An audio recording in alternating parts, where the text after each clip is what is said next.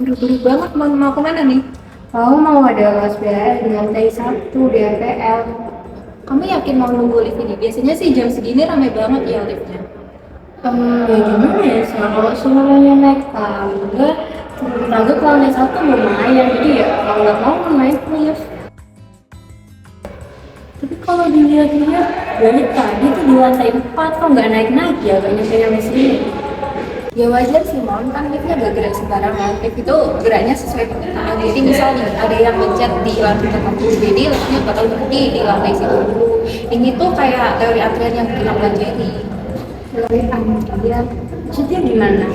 Teori antrian kalau gimana sistem melayani orang-orang yang antri. Jadi kayak ini nih, lift tuh sebagai server, terus kita nih sebagai customer, terus jumlah penumpang, posisi lift sama siapa yang mencet tombol tuh mempengaruhi gimana geraknya lift. Oh, terus hubungannya sama lift yang lama apa? Hubungannya tuh ya gimana posisi lift terakhir kali. Jadi kalau pakai Raleigh Markov, posisi lift saat ini tuh dipengaruhi sama posisi lift sebelumnya. Jadi misal nih, saat ini posisi lift ada di lantai 4, nah kemungkinan lift itu tuh bakal pindah ke lantai terdekat dulu, jadi bisa pindah ke lantai 4 atau ke lantai 6. Oh, kalau di BB kan kayak teori buat orang pintar aja ya, soalnya kayak bingung. Tapi teori antrean nih berguna banget loh. Jadi misal kampus mau buat lift secara cepat, nah mereka tuh harus ini tahu pola permintaan terlebih dahulu. Jadi misalnya lift tuh rame di waktu pagi, misal nih lift lantai 1 yang rame. Nah, jadi mereka bisa bikin algoritma supaya lift tuh langsung bergerak ke lantai 1 tanpa berhenti di lantai di lantai lain dulu gitu. Oh, jadi aku telat buat pindah kelas ini gara-gara algoritma sama statistik gitu. Soalnya liftnya kok penuh ya, bisa makin tambah telat. Tidak masuk kok kayak gini ceritanya. Ya mau gimana lagi? Tapi sebenarnya ini masih ada kaitannya sama teori angka gitu. Jadi kalau liftnya cuma sedikit, terus orang yang mau naik lebih banyak, jadi ya kita harus jalan di lama lagi gitu. Jadi aku kan harus nunggu lift selanjutnya lagi gitu. Atau kamu mau turun lewat tangga aja gimana? Turun lewat tangga ke lantai 1. Enggak deh, Sal, capek. Lift itu kayaknya mau ke sini deh, bakal lebih cepat nanti. Ya maksudnya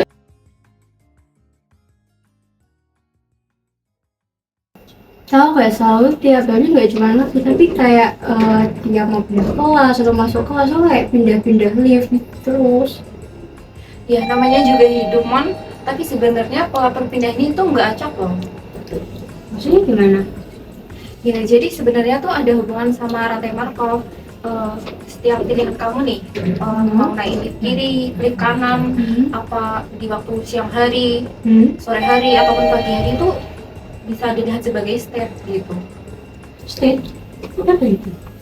State itu kondisi kamu sekarang. Jadi contohnya kayak pagi ini kamu ada di lift kiri kan, siang nanti kamu di lift kanan. Jadi kamu pindah lift tuh termasuk pindah state satu ke state lain gitu. Terus gunanya aku tahu semua state ini buat apa, Sal?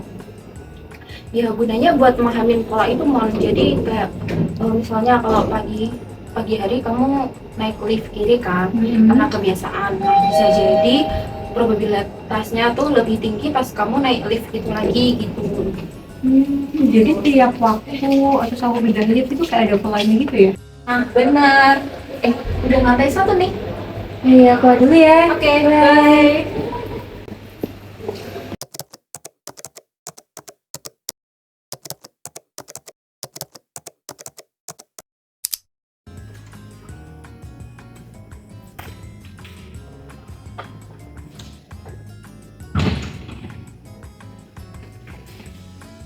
Halo, Sal. Hai gimana prospekmu tadi? Jadi dihukum nggak? Oh, enggak sih. Soalnya kan bapaknya itu ada kegiatan gitu, jadinya telat juga dia. Jadi pas aku masuk kelas tuh beliau itu baru mau masuk juga, jadinya ya aman aja sih. Jadi aku masih mau nanya terkait penjelasan kamu yang tadi. Oh yang tentang rantai markov tadi. Nah, aku tuh masih bingung gitu soal itu apa sih gunanya rantai Markov itu, sama aku milih tadi.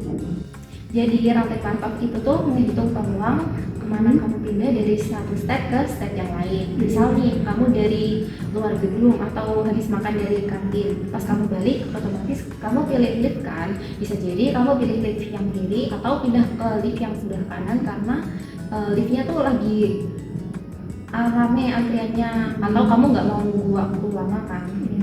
Jadi dari pola itu tuh kita bisa tahu kemungkinan besar kemana kamu akan pindah. Kalau kamu tahu kebiasaan kamu, kamu bisa prediksi lebih baik lagi dan menghindari waktu-waktu ramai gitu, Mon. Jadi prediksi ya. Jadi maksud itu apa yang aku kerjain, apa yang aku lakuin itu semacam diamatin gitu ya. Kalau dipikir-pikir sih agak serem juga ya. Nggak juga sih, Mon, bukan berarti keputusan kamu tuh otomatis. Nah, rantai markup ini tuh cuma gambarin probabilitas dari kebiasaan kamu. Kalau keputusan kamu berubah ya otomatis polanya juga ikut berubah gitu. Oh, tapi aku masih punya kendali kan ya?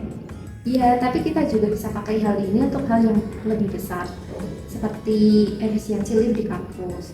Nah, contohnya nih, lift kan diatur untuk fokus melayani area yang ramai di waktu tertentu, jadi nggak semua kehabisan kapasitas.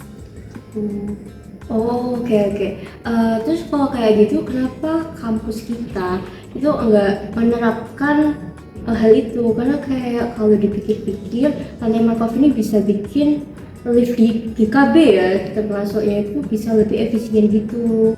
Karena mereka tuh butuh data dulu, terus juga perlu tahu pola penggunaan lift di waktu tertentu, siapa aja yang pakai, dan dari state mana ke state mana sering terjadi perpindahan. Nah, dari itu baru bisa dibikin modelnya. Oh, jadi aku ini kayak data berjalan gitu ya? Kayak semua gerakanku itu bisa dibentuk pola. Kalau dipikir-pikir aku kayak ngerasa diawasin gitu gak sih? Enggak juga sih, Mon, tapi bisa jadi kamu menjadi bagian kecil dari data itu. Nah, kalau semua orang paham nih tentang ini, kita bisa kerjasama untuk membuat sistem yang lebih efisien lagi gitu. Oh, oke oke, paham. Penjelasanmu udah dimengerti sih, makasih ya Sal. BTW kan udah selesai kelas nih kamu masih ada yang mau dikerjain gitu nggak? Oh, udah nggak ada sih, kerjaanku juga udah selesai. Yaudah gimana kalau pulang aja tuh mau makan di kantin? Oh, Boleh? ayo. Ya.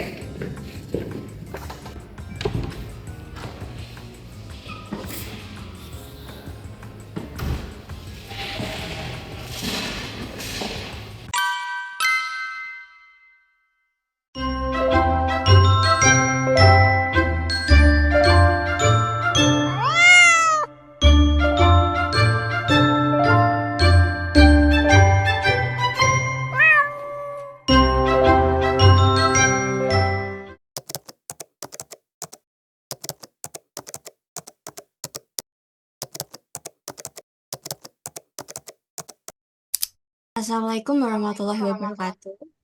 Perkenalkan, kami dari kelompok 11 izin untuk mempresentasikan mengenai judul Analisis Perpindahan Lift di Gedung Nano Kampus C Universitas Erlangga dengan menggunakan Markov Chain.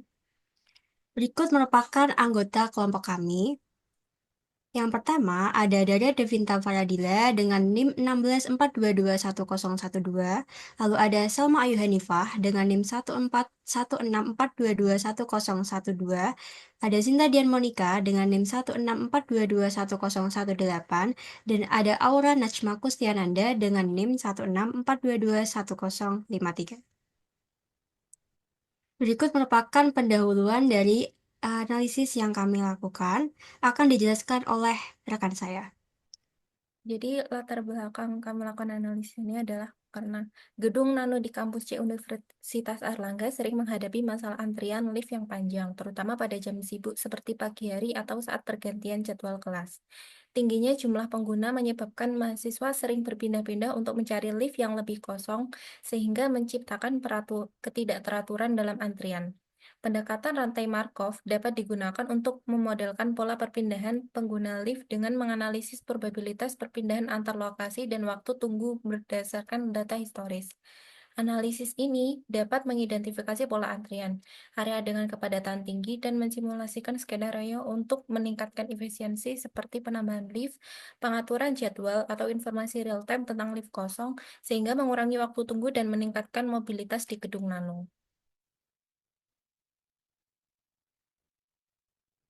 Selanjutnya, pada tinjauan pustaka, kami membahas 6 poin utama yang terkait dengan analisis perpindahan lift di gedung Nano Kampus C Universitas Erlangga dengan menggunakan Markov chain. Poin-poin tersebut meliputi lift kampus, rantai Markov, teorema-teorema terkait rantai Markov, peluang transisi n-step, distribusi stasioner, dan penelitian.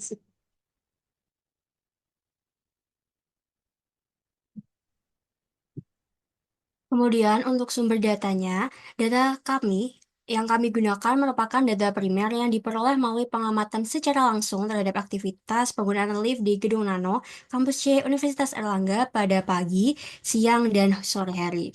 Berikut merupakan sumber data yang kami gunakan. Jadi, data yang kami gunakan merupakan data primer yang diperoleh melalui pengamatan secara langsung terhadap aktivitas penggunaan lift di Gedung Nano Kampus C Universitas Erlangga pada pagi, siang, dan sore hari.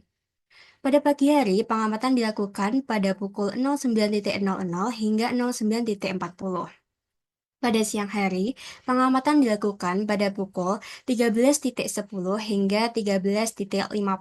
Dan pada sore hari, pengamatan dilakukan pada pukul 16.00 hingga 16.40. Kemudian, variabel yang diamati terdapat 14 variabel seperti yang ada pada layar, yaitu nomor sampel hingga berapa orang atau sisa orang yang tidak masuk ke dalam lift.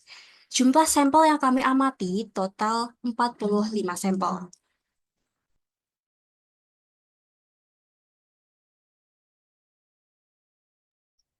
Selanjutnya, untuk metodologi penelitian, yang pertama kami lakukan merupakan pemrosesan data. Di sini terkait beberapa hal seperti mengolah kolom waktu dan mengkategorikan waktu ke dalam beberapa slot waktu seperti pagi, siang, dan sore. Lalu yang kedua, terdapat eksplorasi dan visualisasi data. Kemudian dilanjutkan dengan pemodelan matriks transisi dan juga diagramnya. Keempat, yaitu melakukan analisis Markov chain yang termasuk recurrent atau transient, absorbing states, dan aperioditas. Lalu yang kelima, ada menghitung analisis transisi n-step. Yang keenam, ada menghitung distribusi stasioner. Dan yang ketujuh atau terakhir merupakan penarikan kesimpulan. Berikutnya ada statistika deskriptif. Tabel di samping menunjukkan statistika deskriptif mengenai penggunaan lift kiri dan kanan di gedung nano. Dari tabel tersebut dapat diketahui bahwa rata-rata panjang antrian untuk lift kiri sebesar 5,542, sementara lift kanan sebesar 7,682.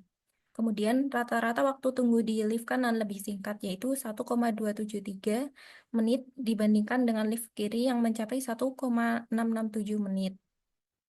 Kemudian jumlah pengguna lift kiri lebih sedikit. Kemudian jumlah pengguna lift kiri sedikit lebih banyak, yaitu 24 orang dibandingkan lift kanan, yaitu 22 orang.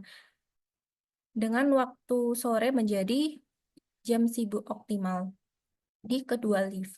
Selain itu, rata-rata jumlah orang yang masuk ke lift kiri lebih tinggi, yaitu 6,375, sedangkan di lift kanan 5,409. Dan rata-rata sisa orang di antrian lift kiri sebesar 1,333 yang jauh lebih kecil dibandingkan lift kanan mencapai 4,864. Berikutnya ada visualisasi data. Di sebelah kiri ada visualisasi jumlah sampel berdasarkan lift, di mana lift kiri berjumlah 24 sampel dan lift kanan 22 sampel. Kemudian di sebelah kanan ada visualisasi jumlah sampel berdasarkan periode waktu, yaitu pagi, sore, dan siang, di mana yang lebih banyak yaitu di waktu sore sebanyak 19 sampel, kemudian di waktu pagi 14 sampel, dan di waktu siang ada 13 sampel. Kemudian di sisi kiri ada distribusi waktu tunggu.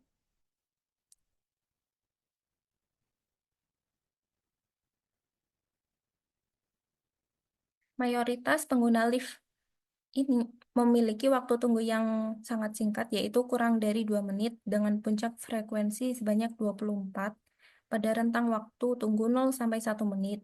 Pengguna yang memiliki waktu tunggu lebih dari 2 menit menurun drastis dan hanya sedikit yang menunggu lebih dari 8 menit. Hal ini menunjukkan bahwa sistem lift secara keseluruhan sudah cukup efisien dalam mengelola waktu tunggu. Kemudian di sisi kanan ada rata-rata waktu tunggu berdasarkan periode waktu. Di waktu pagi hari rata-rata waktu tunggu sebesar 0,29 menit, kemudian di waktu siang 4,23 menit, dan di waktu sore 0,47 menit. Kemudian ada visualisasi scatter plot yang menunjukkan hubungan jumlah antrian di lift dan waktu tunggu. Dari visualisasi tersebut terlihat bahwa ketika jumlah antrian di lift itu rendah atau kurang dari 10 orang, waktu tunggu sebagian besar berkisar di bawah 2 menit. Namun, saat jumlah antrian meningkat, terdapat pola yang menunjukkan bahwa waktu tunggu cenderung semakin lama. Dari gambar tersebut juga dapat diketahui bahwa ada korelasi positif antara jumlah antrian dan waktu tunggu, di mana semakin banyak jumlah antrian, maka waktu tunggu juga semakin lama.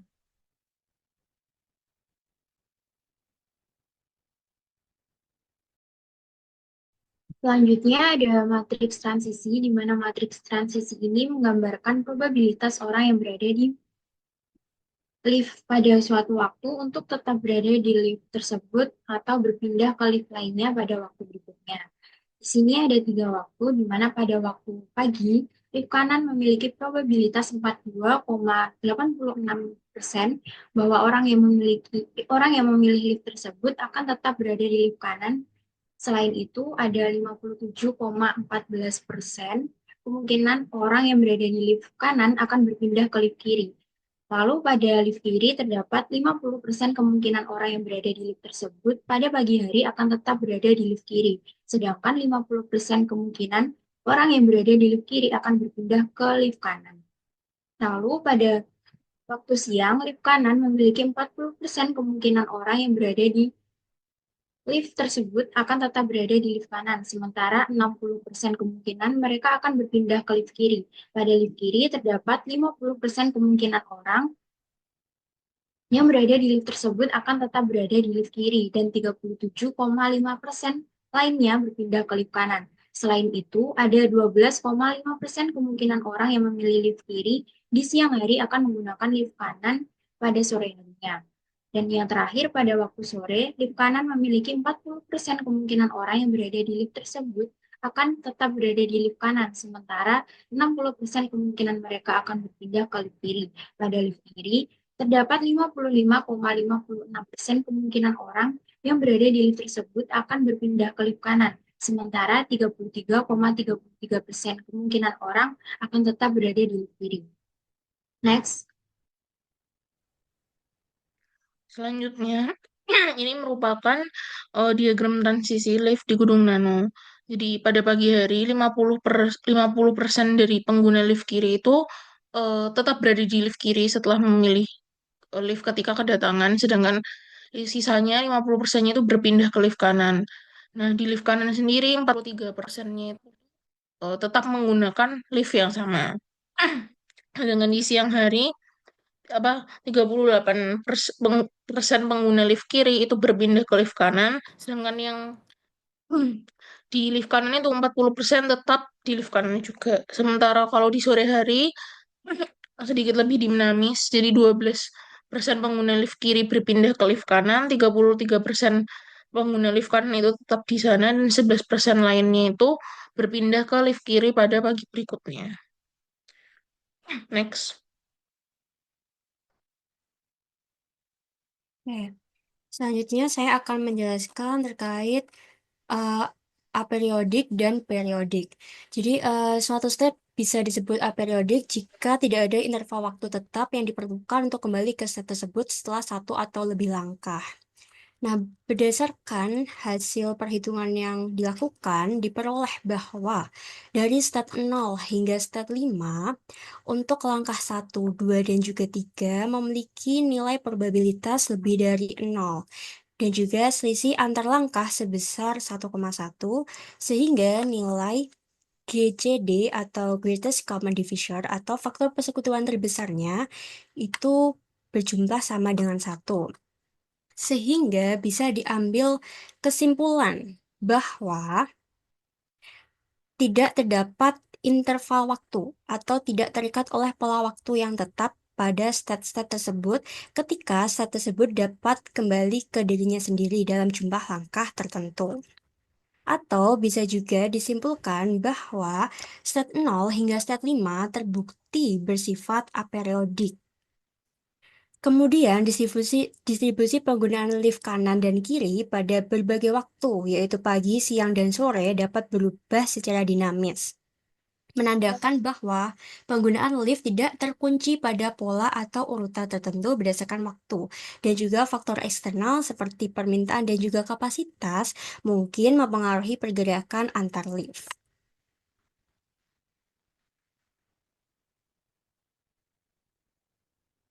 Next.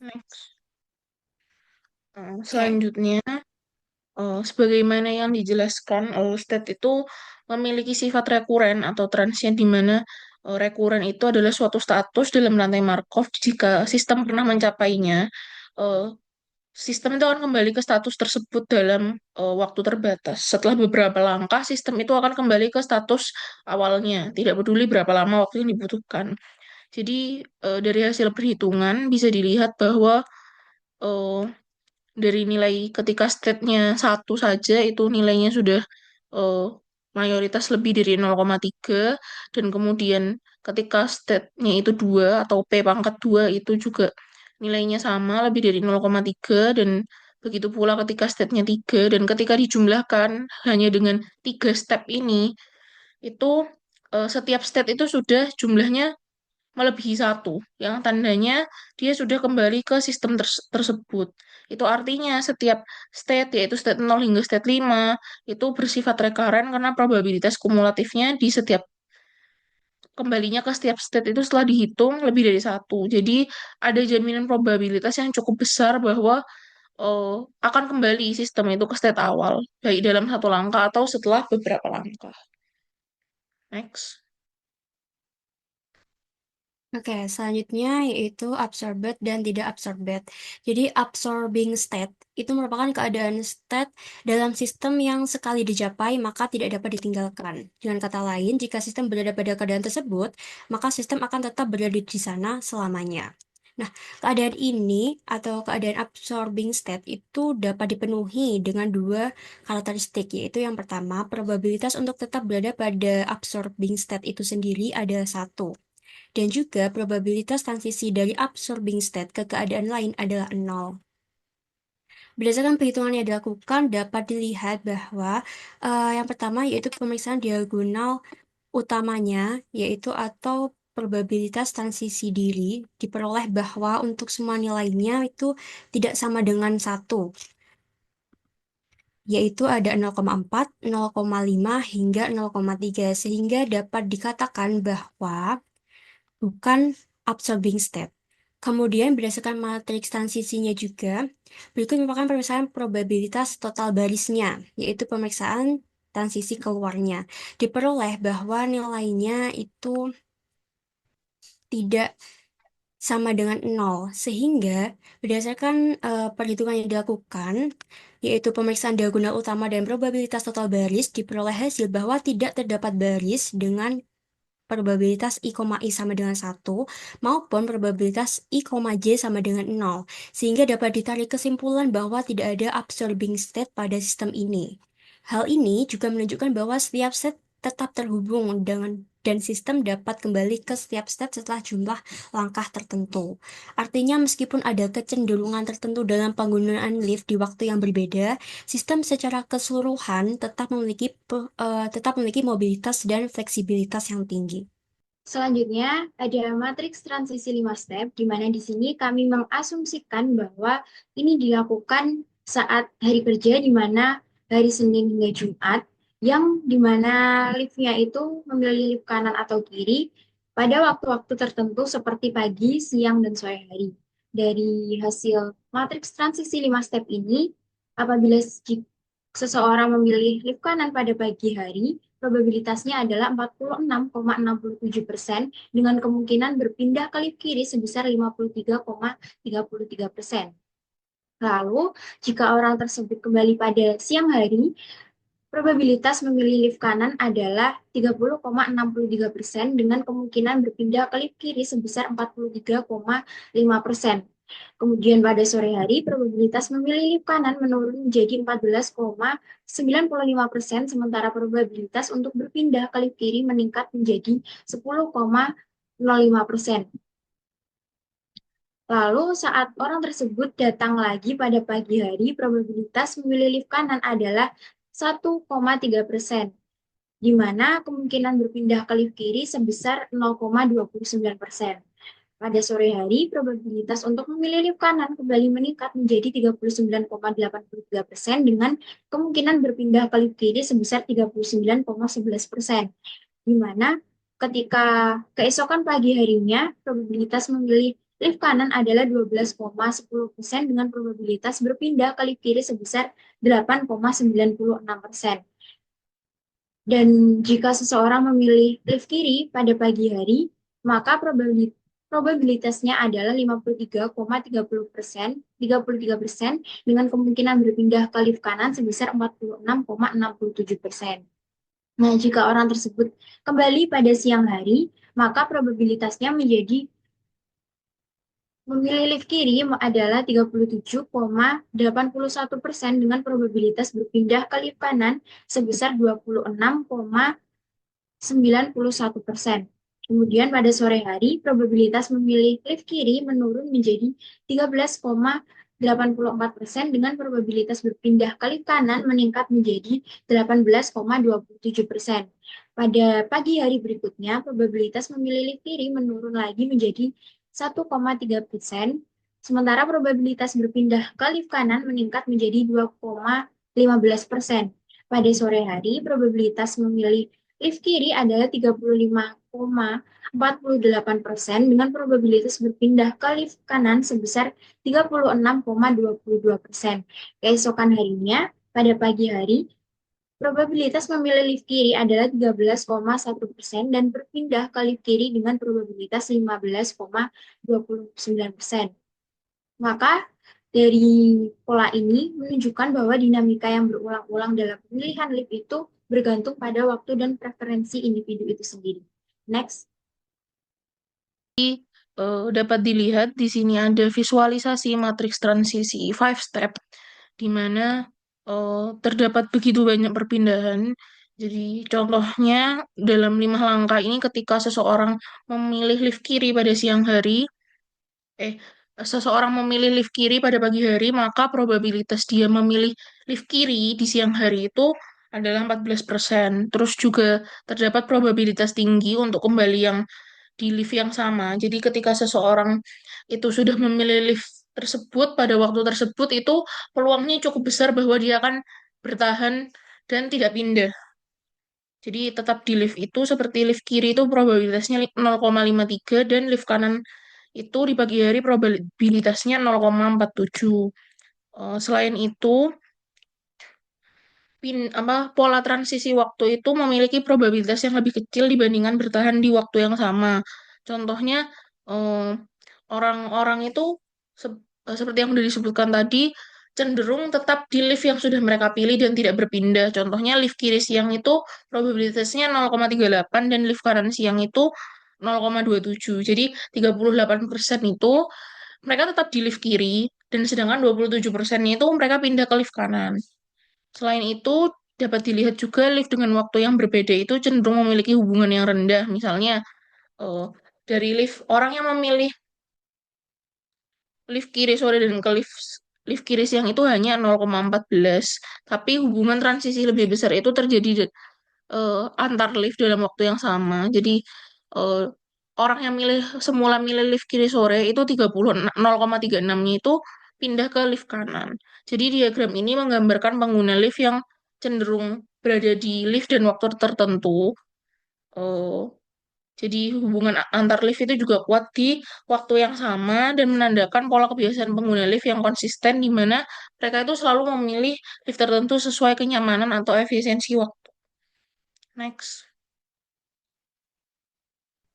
Distribusi stasioner ini hasilnya menunjukkan bahwa hanya ada pilihan lift pada pagi hari dengan probabilitas lift kanan pagi sebesar 46,67% dan lift kiri pagi sebesar 53,33%.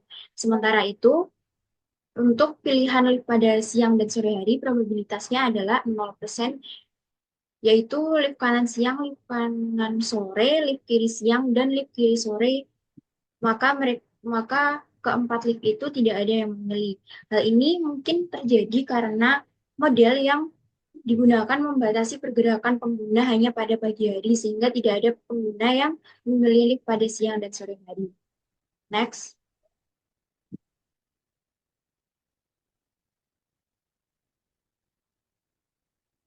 Selanjutnya dapat dari penelitian yang dilakukan dapat ditarik kesimpulan bahwa efisiensi penggunaan lift menunjukkan bahwa waktu sore itu adalah periode paling optimal dengan rata-rata waktu tunggu yang lebih singkat daripada siang hari yang memiliki waktu tunggu tertinggi dan pagi hari yang memiliki waktu tertunggu kedua tertinggi.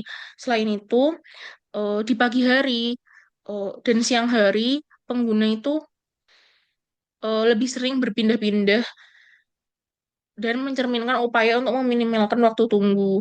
Dari distribusi stasioner, kita itu bisa melihat bahwa pada jangka panjang penggunaan lift itu hanya stabil di waktu pagi, tapi ini belum tentu benar karena sebetulnya lift-lift itu juga digunakan di siang dan sore hari. Selain itu bisa dilihat dari karakteristik sistem lift yang apriodik dan rekuren bahwa sistem lift ini memiliki fleksibilitas tinggi dalam pergerakan pengguna antar lift tanpa pola tertentu yang kaku dan tidak adanya absorbing state menunjukkan bahwa sistem tetap dinamis tetapi juga tetap terhubung. Next. Next. Ya, terima kasih atas perhatiannya. Wassalamualaikum warahmatullahi wabarakatuh.